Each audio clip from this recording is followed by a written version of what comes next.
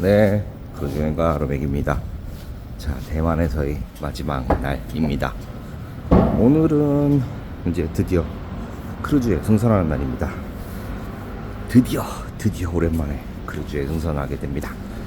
아이고, 감개무량합니다. 자, 뭐 어제 이제 뭐 반나절 조금 넘게 대만 여행을 했죠. 먼저 갔던 곳이 국립고궁박물원. 외관은 정말 멋있죠.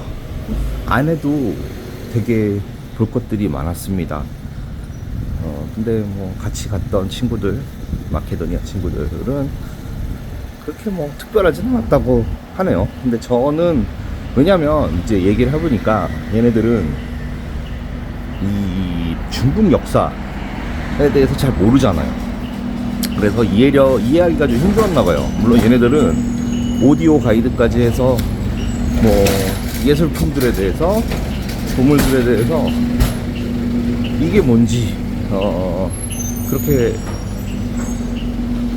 설명까지 들었긴 했어요. 근데 전체적인 이 역사적인 흐름, 송엄양청 아니면 그 전에 전국시대라든지 뭐 한나라 뭐 이럴 때라든지 그런 역사나 이런 것들을 잘 모르고 있기 때문에 기본적으로 이해하는 게 쉽지가 않았던 모양입니다. 그러니까 좀 흥미있게 다가오지 못했던 것 같아요. 근데 저는 이제 보통 이제 박물관에 가게 되면 여기는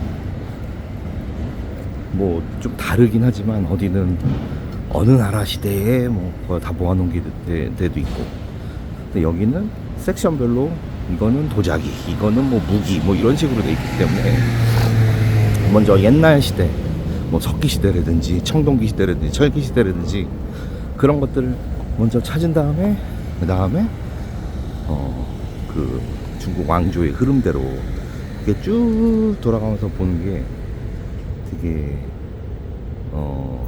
보는 관람 순서가 아주 중요했던 것 같은데, 뭐 그런 안내가 있었으면 참 좋았을 텐데 그런 안내는 없었던 것 같아요. 순차적으로 보기가 조금 쉽지는 않았던 것 같습니다. 어쨌건 저한테는 괜찮았어요. 그리고 역시 우리나라도 그런 게 있지만 중국 애들 진짜 세밀하게 돋보기로 봐도 저걸 어떻게 만들었을까 하는 정도의 그런 예술품들, 대단했습니다. 그런 것들은. 그런 것들 보고 도자기도 청자 색깔이 확실히 다릅니다. 물론 우리 고려 청자도 아주 색깔이 아주 이쁘고 그렇죠. 뭐 그런 것들 한 2시간 정도 보고 나니까 어느 정도 중정 고궁박물관은 딱 보기 좋았던 것 같고요. 그리고 갔던 곳이 중정기념당이죠. 네, 큰 광장, 자유광장 그쪽에 이제 음악당 붙어 있고, 티어터 있었고, 무엇보다도 장제스 동상 있는 그곳, 그런 것들 보는 게 아주 좋았습니다.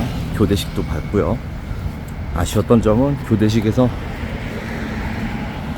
분악대라도 좀 있었으면 훨씬 더 좋지 않았을까, 약간 밋밋한 느낌이 있었습니다. 뭐 괜찮았고요. 그래도 사진도 멋있게 찍힌 것들이 많습니다.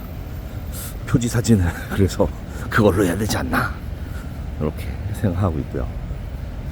그리고 용산사에 갔죠. 용산사 사람들이 엄청 많았죠. 근데 그 점치는 거 뭐 이런 거 있잖아요. 어떻게 하는지 몰랐죠. 물론 어제 아침에 잠깐 갔던 그 관우 사당 그쪽을 갔을 때도 잘 이해를 못했는데, 용케 우리 마리아가 여기 현지인한테, 영어가 좀 되는 현지인한테 물어봤어요. 그래서 이유도 알 수 있었고, 어떻게 점을 치는지도 알 수 있었고, 그리고 저도 한번 해봤는데 저는 뭘 빌었는지 알아요? 그냥 늙어 죽을 때까지 이 여행을 하고 싶다. 그러려면 이제 돈도 있어야 되고 체력도 있어야 되고 건강해야겠죠. 그거를 빌었는데 3번 다 앵그리가 났어요. 신께서 놓아줬어요. 그래서 장소를 좀 옮겨서 다시 한번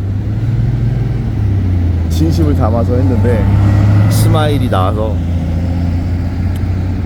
그래서 그냥 스마일 한 번 나오고, 원래 3번 나와야 되나 막 그런데 한 번 딱 나온 거 보고서 바로 적었습니다. 아 그래, 한 번 웃어주셨으면 됐다. 나머지는 내가 열심히 살아야지. 이렇게 해서 네, 멈췄습니다. 그리고 밥을 먹었는데 그 용산사 근처에 뭐 뷔페식으로 파는 음식이 있었는데 괜찮았습니다. 맛있었습니다. 이것저것 다 먹을 수 있었고 아주 괜찮았고요. 그 다음에 마리아가 왠지 그 동네가 좀 지저분한 것 같고 싫다 그래서 벗어나자고 하면서 들렸던 그 역사지구, 거기 아주 괜찮았습니다. 네, 의외로 발견한, 예상이 없었던 곳이었는데 아주 흥미있게 봤고요. 그런 것도 용산사에 오신 분들은 들리셔도 괜찮을 것 같습니다. 이렇게 해서 다시 저희 호텔에 있는 김산 쪽으로 와서 그리고 숙소로 돌아왔고요. 왜 이렇게 피곤한지 모르겠습니다. 여기 시차도 없는데, 거의 1시간밖에 없는데 왜 이렇게 힘들까요? 근데 따지고 보면은 지금 며칠째입니까? 5일째, 월요일, 화, 수, 목, 금, 오늘이 이제 금요일이죠. 4일을 그렇게 여행을 한 거예요. 서울부터 해서. 특히 서울에서는 좀 빡시게 놀았죠. 하나를 더 보여주고 막 그러려고. 그래서 피곤하지 않았나 생각합니다. 그리고 뭐 무리하지 않았어요. 뭐 마오콩을 가든 타이페이 101을 가든 뭐 그러고 싶었기도 했는데, 여기 온 목적은 크루즈 타러 온 거 아닙니까? 그래서 무리하지 않았습니다. 그래서 숙소에 일찍 돌아와서 한 7시? 7시 반? 그 전에 왔나? 아무튼 7시 그때쯤 왔을 거예요. 7시 반쯤. 그래서 뜨거운 물을 욕조에 담아놓고 지지면서 한국 노래 좀 듣고 그러고 어제 일과를 마무리했죠. 그리고 어김없이 6시에 이렇게 나와서 타이페이 숙소 근처를 걷고 있습니다. 어제는 이제 그 북쪽 기준, 제 숙소 기준으로 북쪽 위주로 갔고, 오늘은 이제 남쪽으로 가고 있습니다. 물론 어제 남쪽 지역을 오기도 했습니다만, 뭐 북문 쪽이라든지 화산 1914인가? 그쪽을 못 보기도 했고, 그래서 그런 것도 한번 보고, 멀지 않은 곳이 있기 때문에 그냥 쭉 걸어왔습니다. 자, 어제는 이제 제가 대만 역사에 대해서 막 얘기를 드렸고, 간단하게 이제 타이페이랑 크루즈 타게 될 시루응에 대해서 얘기하려고 합니다. 자, 타이페이 인구 250만이 좀 넘는 것 같아요. 260만? 뭐 정확하게는 모르겠지만 그 정도 되는 것 같습니다. 그러니까 우리에 비하면, 우리 서울에 비하면 거의 뭐 3분의 1, 4분의 1, 3분의 1, 4분의 1 그 정도 수준이죠. 그래서 인구는 적은데, 와, 역시나 여기도 도시라 그런지 어제 지하철 딱 한 번 탔거든요. 와, 사람이 너무 많았습니다. 버스는 좋습니다. 버스는 그나마 한가했는데 지하철에는 웬 놈의 사람이 그렇게 많은지. 아무튼 그 정도 인구가 살고 있고요. 북쪽에 위치한 도시라는 뜻이랍니다. 타이페이가. 자, 뭐 청나라 시기에 1876년에 타이페이 부가 되었고요. 1884년 타이페이 성이 되었답니다. 그때 건립됐고, 그때부터 도시가 이제 갖춰지기 시작한 거죠. 그 전에는 좀 남쪽, 뭐 스페인이라든지 네덜란드라든지 이런 애들이 남쪽 위주로 이렇게 개발을 했나 봐요. 그리고 1894년에 이제 타이중, 남쪽에 있는 타이중에서 이쪽 타이베이로 수도를 옮겼고요. 2차 대전 종전할 때 다시 중국의 성이 됩니다. 예. 그러니까 수도였다가 다시 성이 된 거죠. 그러다 이제 2차 대전 끝나고 국민당이 국共내전에서 패하면서 이쪽으로 넘어오면서 그때 다시 타이완의 수도가 되었습니다. 그렇게 되었고, 뭐 볼 것들은 이것저것 되게 많은 것 같아요. 근데 저는 뭐 한정적인 것만 갔죠. 뭐 타이베이 여기 뭐 제가 지금 가고 있는 데가 화산 1914예요. 거기까지 한번 찍어보고, 괜찮다면은 북문이나 뭐 이런 데까지 한번 가고, 그렇게 해서 한번 둘러볼 생각입니다. 아, 길을 잘못 들 뻔했네. 아이고, 길을 잘못 들 뻔했습니다. 지금 가는 곳은 화산 1914. 저기서 좌회전해야 되는구나. 길 건너서. 오케이. 뭐 화산 1914 국립대만박물관, 여기 타이베이에서 그리 멀지 않은 곳들인데, 그쪽에는 뭐 228 평화기념공원도 있고, 일성공원도 있고, 승은문도 있고, 뭐 여러가지 볼 것들, 청통부도 있고, 뭐 이런 것들이 있고, 뭐 심원역 인근에도 볼 것들이 용산사를 비롯해서 쭉 있고, 중산역에는 뭐 대북지가라든지 당대예술관이라든지 이런 것들이 있고, 닝샤 야시장도 유명하죠. 중산치에도 경극 보기 좋은 데가 있고, 행천궁, 어제 제가 갔었죠. 행천궁은. 그 다음에 중정치에는 어제 갔던 중정기념당, 윤캉제. 윤캉제도 한번 가보고 싶긴 했습니다. 윤캉제도 볼만한 것 같은데 다음에 오도록 하고요. 동치나 시니치 근처에는 뭐 타이베이 101 상산에 올라가서 야경을 봐도 되는데 걸어 올라가야 된대요. 근데 제가 무릎 상태가 완전하지 않기 때문에 이거는 진작에 포기했습니다. 근데 아마 무릎 상태가 좋았으면은 아마 친구도 버리고 갔을 거예요.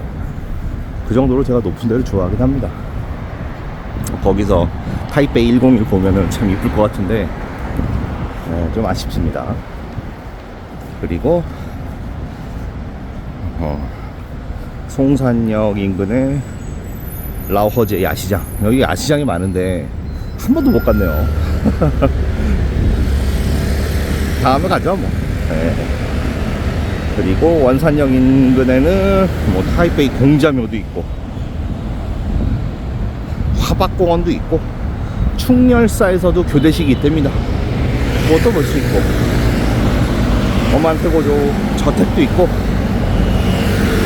그리고 스린역 어제 갔던데, 고궁박물원 어제 갔던데 있고, 스린 야시장도 있고, 근처에 뭐 총독 어쩌고저쩌고 뭐 있는 것도 같았어요.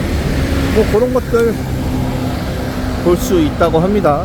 그러니까 와서 제가 봤을 때 뭐 3박 4일, 길게는 4박 5일이면 그 근교까지 어느 정도는 볼 수 있지 않을까 생각합니다. 그리고 진짜 한국 사람들 많대요. 지하철 타도 한국 사람, 버스에도 한국 사람, 꼭 한 팀들은 꼭 있었고, 뭐 어제 박물관 가서도 그냥 절반 한국 사람 같아요. 그냥 가이드 따라다니는 사람들은 70% 이상은 한국 사람이었던 것 같고요. 여기가 뭐 가깝죠, 한국하고.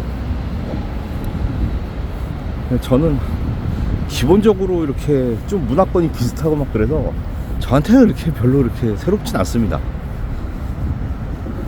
저는 좀 별로예요. 그냥 유럽이나 미국이나 호주나 뭐 이런 좀 뭐 더 멀리 가고 이색적인 문화가 있는 곳, 우리와 완전 다른 이런 곳들을 더 좋아합니다. 저는 뭐 대만, 일본 네, 중국, 동남아는 약간 다르긴 하지만 그래도 썩 저한테는 그렇게 매력적인 곳은 아닙니다. 유럽이 최고입니다, 저한테는. 그렇고 오늘 가게 될 이제 지룽 크루즈를 타는 곳이죠. 타이베이의 인천 같은 곳. 자, 17세기 초에 스페인이 이제 여기 있다가 네덜란드 애들이 이제 싹 접수를 했죠. 그리고 이 명청 교체기에 누굽니까? 정성공이 그 종횡무진하면서 바다를 주름 잡았죠. 그래서 여기가 정성공의 베이스 캠프 중에 하나였을 겁니다. 그리고 뭐 일제 식민지 때 거점 항구였었고, 대만에서 두 번째로 큰 항구라고 합니다. 첫 번째는 저 가오슝인가요? 잘 모르겠습니다. 그렇게 알고 있고요. 인구는 약 40만이 좀 안 되는데 여기가 그냥 죄다 산지래요. 그래서 뭐 평지에 사람들이 살 수 있는 데가 한정적이랍니다. 어려운 것 같아요. 인구 늘리기가. 뭐 어떻게 해서든 늘리면 늘릴 수 있겠지만, 아무튼 산도 많고 교통도 발전도 단절된 데가 좀 있고, 뭐 여러가지 제약사항이 좀 있는 것 같아서 뭐 그 정도가 맥시멈이라고 하는데, 한번 가봐야지 어떤지 상황을 알 수 있을 것 같아요. 여기도 이 타이베이도 외성인들이 좀 비중이 높은데, 지룽도 외성인들의 비중이 높다고 합니다. 그래서 외성인 비중이 높으면 뭐다? 국민당 지지율이 높고 하나의 중국, 통일된 중국을 생각하는 사람들이 많다. 이렇게 기본적으로 생각하면 될 것 같습니다. 그리고 야경이 그렇게 아름답대요. 저희가 출항 시간이 아마 해가 떨어질 때니까 그 야경은 볼 수가 있을 것 같아요. 이 겨울에 오면 특히 이제 좀 춥기는 하지만 좋은 거는 해가 빨리 떨어지니까 야경을 빨리 볼 수 있다는 거고, 아주 좋을 것 같습니다. 그리고 지금 날씨가 서울은 뭐 체감온도 영하 16도라고 하잖아요. 여기는 그 정도는 아닌데 제가 지금 패딩 입고 있습니다. 패딩 안에는 얇은 긴팔 하나 정도 입었는데 딱 좋아요. 제가 좀 추위를 덜 타는 편이긴 하지만 그래도 바람이 차갑습니다. 배에 타면 조금 더 춥겠죠. 어쨌건 1월이니까 1월에는 뭐 남쪽을 가는 거 말고 북반구에서는 적도지방 제외하고는 어느 정도 방한 대책을 강구하는 게 좋을 것 같습니다. 약간 쌀쌀합니다. 그래서 추위를 느끼는 사람들은 장갑도 좀 껴야 되지 않나, 그 정도로 시원합니다. 자, 이 지룽이 비가 그렇게 많이 온대요. 연 3,800mm가 온대요. 그러니까 우리보다 2배 정도 더 오나? 그 이상 더 오나? 비가 그렇게 많은 곳이고 1년에 한 210일 정도 비가 온답니다. 그러니까 3분의 2가 비예요. 엄청 비가 많이 오는 거고, 1월은 20일이 넘게 비가 온답니다. 그러니까 지금 딱 1월이죠. 우기입니다, 우기. 그래서 아마도 지룽에 도착하면 우중충하는, 지금도 좀 약간 우중충하긴 한데 그런 날씨를 볼 수 있을 것 같습니다. 그래서 우위도 좀 생겼고요. 여기는 이제 화평도 공원, 뭐 정빈 항구 채색업, 이게 베네치아 같이 뭐 컬러풀한, 베네치아의 브라노? 네, 브라노에 가면은 그러니까 그런 건물들을 볼 수 있는데, 여기도 좀 그런 것 같아요. 베네치아 같은 풍경을 볼 수 있는 곳이라고 합니다. 그래서 뭐 버스 타고 가면 된다고 하고요. 크루즈 터미널은 기차역 그리고 버스 터미널에서 바로 붙어 있답니다.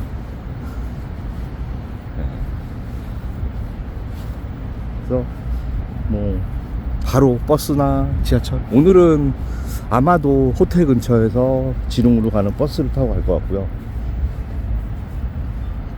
그렇게 해서 지룽에 도착할 것 같습니다. 자, 저는 이제 거의 도착한 것 같아요. 이제 원래 양주장이었던 건물인데 여기 뭐 문화공원으로 바뀌었다고 하죠. 여기가 화산 1914 근처인 것 같습니다. 저쪽으로 좀 돌아가야 될 것 같아요. 이렇게 가서 조금 돌아서 가야 입구 쪽이 될 것 같습니다. 이제 제가 서울에서 떠날 때까지만 해도 이 크루즈 방이 안 나왔어요. 그러니까 개런티룸 인사이드를 예약을 했잖아요. 그래서 야, 러기지 택이라도 출력해야 되겠다라고 생각해서 계속 체크를 했는데 확정 메일이 안 왔어요. 확정 뭐죠? 네.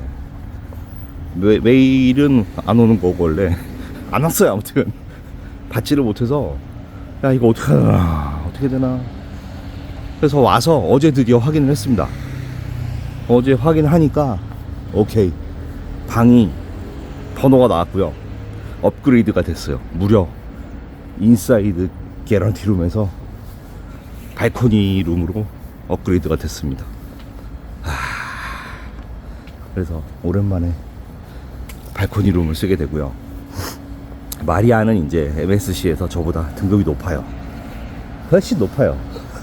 근데 업그레이드 됐다고 좋아했는데 오션뷰 룸으로 됐고요. 저는 발코니 룸을 쓰게 됩니다. 제가 마지막으로 발코니 룸을 쓴 게 이 똑같은 MSC 벨리시마예요. 그 중동 가족 크루즈 왔을 때 그때 이제 발코니 룸을 사용을 했는데 또 몇 년 만입니까? 코로나 바로 전이니까 2019년. 야, 거의 5, 6년 만에 다시 발코니 룸을 쓰게 됩니다.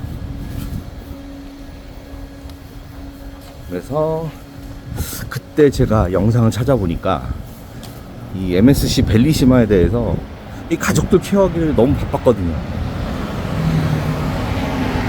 너무 힘들었어요 그때. 그래서 뭐 선내 시설이라든지 그런 거 많이 못 찍었거든요. 이번에는 좀 많이 찍을 겁니다. 형부터 해서. 그렇게 해서 6박 7일 크루즈를 타게 되고 이제 상하이에 도착하게 되죠. 자, 한 20분 정도 걸어서 여기 화산 1914 도착을 한 것 같고요. 저는 모닝 프리뷰 타이베이 지룽 이야기는 여기서 마무리하도록 하겠습니다. 시청해 주셔서 감사합니다. 저는 화산 1914에 도착을 했습니다. 뭐 아침 이른 시간이라 열진 않아. 여기 본죽이 있네. 본죽. 아침 이른 시간이라 열진 않았을 거예요. 그냥 이 안에만 살짝 왔다 갔다 하려고 합니다.